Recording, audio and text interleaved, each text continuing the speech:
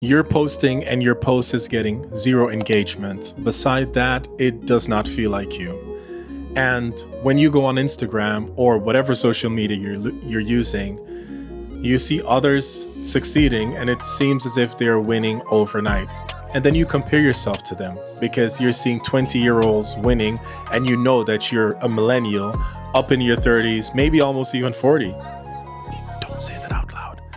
But maybe almost in your 40 and you are not doing what they are doing. And you know you have more experience because you're older, you've been working for over decades now.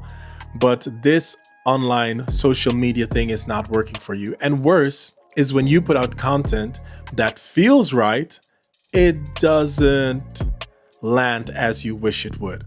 And when you put out content that does not feel right, it still does not land as you wish it would. Yeah, this is a problem. And this is something that I've dealt with as well. I've built brands for many founders. I'm a brand strategist, been doing that for 15 plus years now. So I've been building brands online and offline. But my own brand was mainly offline. Like people knew me or people know me through word of mouth. That's it. And last year, I decided to take myself online to go, first of all, on LinkedIn because business happens on LinkedIn. So I decided to go on LinkedIn to meet potential clients and build a personal brand. So I've been building online since October 2025. And so it's been about 10, 11 months now. And I should say it's still nerve-wracking because you are greatly humbled. You are greatly humbled online. And it's a whole different ballgame because it's like the best example I can give, say that you've played a sport. I'm an ex-basketball player, so my examples are always basketball or some type of ball sport. So say you're a basketball player, you've played in the league, you're one of the top guys, and then you get injured. And after your injury, your game is just not the same. So you've been out for a couple of years. You have to start playing again. Then you get on the court, you have all these aches, all these pains, and your body is just not the same as it was. So these younger cats, they are way better than you. They are just passing you, blowing past you, hitting layups and doing all this stuff. And you could feel discouraged because you know what you were. You know the potential that you had. You know you were in the pros. But then you have to go down, humble yourself to people who you know are on their resume, they haven't done what you did. They haven't been playing pro. They're just kids, basically. And that's how I felt online. Like I know I have the resume to back it up, like the ability to do it. It wasn't happening. And I realized that I really had to humble myself, like for real, be so humble to take the student position again, learning again. So what I've learned, that's what I'm talking about, things that I've learned and things that I'm experienced in. There's a lot you can take from offline and bring it online, of course, but online is it takes skill, it takes work. So when you see these 20-year-olds doing the things that they're doing, which is amazing and like hats off to them, when you see them doing this, don't take it lightly because there's a skill behind it. And it seems like overnight success, and some throw spaghetti on the wall and watch which sticks and double down on that. And others are really that talented. Some are just very beautiful that people want to watch them. People want to see their videos just because they're attractive. Others, they're intelligent in some way or they have some type of quirk. So that brings me to the point of all this. If you're struggling like I am, are, if you're struggling with your content, know that it takes time. But the problem is that a lot of us, and I say us, thinking or hoping you're a millennial or maybe not watching this, maybe even a boomer, I don't know. Comment below what your generation is. But if you're watching this and you feel the same way that I mentioned in my intro, understand that creating content isn't the first thing you need to do. And that's what I had wrong. I mistakenly learned from my mistakes. I thought I come from offline, I go online just throwing content and then it will, it will win. Then I will win and I'll become rich and I'll be on stages. And no, that's not the way it works. Online, you have to start over. First off, the number one thing to do is know which direction you're going in, and that is having a goal, a clear goal set out for yourself. Without a goal, it's like sailing without GPS, without navigation. Just you're just sailing with the wind. So you need a goal. That's number one. Number two, people think it's content, creating content. No, it's not creating content. It is finding you. That is number two. The second most important thing is learning about yourself. As a brand strategist, I can tell you that for my clients, a lot of them had businesses, companies, and they needed to find their DNA, their story. They needed to find something that could separate them from all the other companies. So imagine this, you're walking on a street and everybody looks the same. Then you can't stand out. You can't stand out. So, perfect example is this. Yesterday, I was traveling. I was in a big city. So I'm walking through the city and I hear this loud music, just this loud music playing very, very loud. And I'm looking like, where's this music coming from?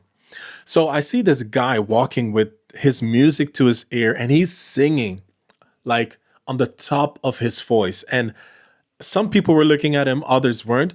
But people just walking and some just were looking like me. Like I was like, who is this guy? What is he doing? But my first thought was he's crazy. He's on drugs. I was judging him because he was so loud, because he was being different from the rest of us. So I just pull out my judgment card. Like, I'm judging you. You are this. Then I looked carefully and I was like, this guy doesn't look like a homeless person. He doesn't look like someone on drugs. He was dressed well. He was dressed okay. And so I looked at him and then I paid like real attention. So you have the general look and then you have the specific detailed look. So I looked detailed on him, looked in his eyes as he came forward, and I saw that, like, I just saw his face, his smile. He was so happy. Like, how can I compare it? He was just so happy. It was just like he was living in that moment. He was in that vibe. He was in that flow. He was like so much in his zone. It's like the world was created for him, right? Like he owned it. It felt like this guy literally owned the city. He wasn't doing anything illegal. He was just happy with himself, like genuine happiness, like him being himself. And to be so free, and maybe that's the word, to be so free, I was kind of jealous and I was amazed. I was like, I wish I could walk through the city just singing, just being happy, being joyful, looking at people, greeting people, being humans again. And I wish I could do that. And he can. And then I wondered, what is keeping me away from doing that? The first thing, I don't like people staring at me. Well, it's ironic that I'm on YouTube, but I don't like people staring at me. The second thing is, I would really be sensitive to what people thought about me. So, judging me, that I'm crazy, that I'm on drugs, that I have some type of problem, But the people that really don't care, think about a celebrity, someone that you admire, someone that, you idolize. Those are the types of people that really do not care about anything. Like even people on social media, they are themselves. And why am I telling you all this? It's because the key ingredient before creating content is knowing who you are. We are going to do an exercise in a bit where I'll tell you how to find this identity. I'll tell you how to find not just this identity, your identity, the true you. Because if you're not yourself, even though you've copied everyone on Instagram, on TikTok, whichever platform, even though you copy them, you copy their style, you copy their microphone, you copy their gadget. Like the first thing that come to mind when we're creating content, we're always thinking, okay, I need this phone, I need this camera because that is the camera someone else who's winning is using. But the camera doesn't matter, the light doesn't matter, the mic doesn't matter. There are people who they use nothing of all these things and they're still winning. And the key ingredient for them to win is exactly this. they know who they are. And as long as we don't know who we are, we don't know our identity, we'll keep losing and we won't show up. We won't be the ones in the city with our music loud and just showing who we really are. We'll always be fragile, scared of judgment, hiding, sensitive. We'll always have that fear no matter what we do. I always do this exercise with my clients, and I always say life gives you clues. It's like life telling you what your DNA is, pointing you into a certain direction. So I call this framework CLUE, CLUE. And the C stands for change. Think of moments in your life that really changed you. It could be something very horrific. It could be something very joyful. For example, you could say, when I was younger, I won a football match, and that changed me in XYZ type of way. You could say, let's go to the bad side. When I was younger, I experienced abuse. That is a terrible thing, right? And that changed my perspective into ABC, right? You could say, I met my boyfriend and we got happily married. And because of that, I realized this. Okay. So some moment in your life, we all have moments in our life. It doesn't have to be one. It could be so many moments. Like just write it down. A lot of moments in your life that changed you or changed you in some type of way. Let me give an example of mine. As you know, if you watch my videos, you know that I was in a cult. That cult took away 10 years of my life. So that really was a big, big change in my life. From that happening in your life, we can learn things from it. So what lesson can we get out of that, right? What lesson can we get out of the things that we learned? In my case, I learned that people are wearing masks. I myself in that situation was wearing a mask. When I got out, I had to remove the mask, but I didn't know who I was. So I was in some type of identity crisis. I didn't know who I was supposed to be. So the lesson that I learned from that was that many people around us, they're wearing masks. They don't know what to do, who they are. And this gave me an insight. This gave me a behind the scenes of how it is to wear a mask. So we have the C and the L. The U. The U is your understanding. What you believe before and what you believe after your change, after that thing in your life. Okay? So and feel free to write these things down for yourself. But in the situation of mine, and I'm giving myself an example because, it makes more sense to me. My understanding of what happened because of the cult, what I thought before that this world was a good place. I was 21. I was happy. I thought everyone was nice and fun and good. And then I realized that the 10 years, someone robbed me of my time. My understanding from this is that not everyone is good. So not everyone that smiles to you is good. You shouldn't be gullible, shouldn't be ready to trust everyone directly. You should really learn who people are before you get involved. And I also understood, and also kind of a lesson, is that even though people are like that, I myself would want to be someone that's different. The E is expression. How do you use all of this, and how do you express that to someone else? My way of expressing myself is therefore on camera, is face to face, could be in writing. So I have different ways that I express myself or express my lessons to someone else. This all is internal. This all happens internal because it's your stories. It's your events of your life that changed you. Because that is all yours. It comes from a space that is recognizable. And when we've done all of that, so when we've gone through the process of Clue, that is when we can use our stories to talk about us, to give lessons. If you're going online and you're talking about something about yourself, 9 out of 10 times, people really don't care unless you're very beautiful or you have some types of talent. And even then, people want to learn from you. So it's whether to entertain or educate. This content I'm doing right now is to educate, teach something, right?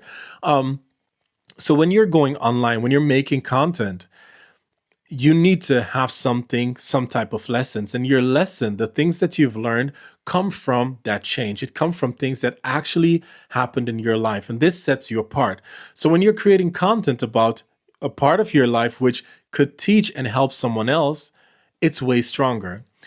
For the example of the person that could have been like abused, which is a very dark topic, you could be making content about the emotions, the feelings that you feel. Talk about lessons that you've learned through it, how it has helped you, how it has deepened your understanding, how it has deepened the relationship with yourself, how you express yourself to people now, how do you express yourself to maybe the same gender, another gender, depending on the situation. So there's a lot of content that could be created from that. And it's also a way for you to find your niche. You know, I don't believe in niches, but it's a way for you to be directed to your thing, right? To your destination. And that's another thing we suffer with. We don't know what to talk about. We don't know what our contents should be about. And this clue will help you. I didn't mean for that to rhyme, but clue will definitely help you. I know we struggle with creating content. We struggle with putting ourselves out there. Our content flops. We're the rookie again. We have all this knowledge.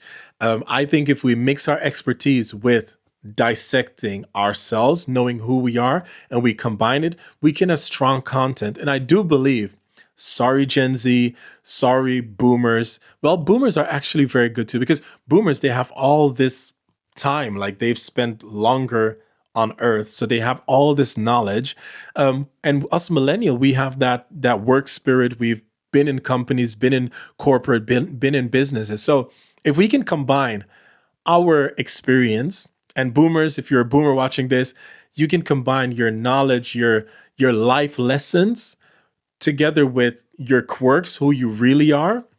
It's great content. And there is, of course, skills that we have to learn. We have to learn how to edit.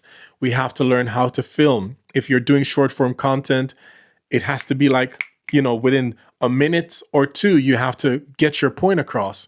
That is tough. If you're making YouTube videos like this, you can't be all over the place. And trust me, like I'm all over the place right now. But when I started out, I was worse. So it takes practice. Another point saying this before I end this video is don't beat yourself up. And that's something I'm trying to remind myself every single day.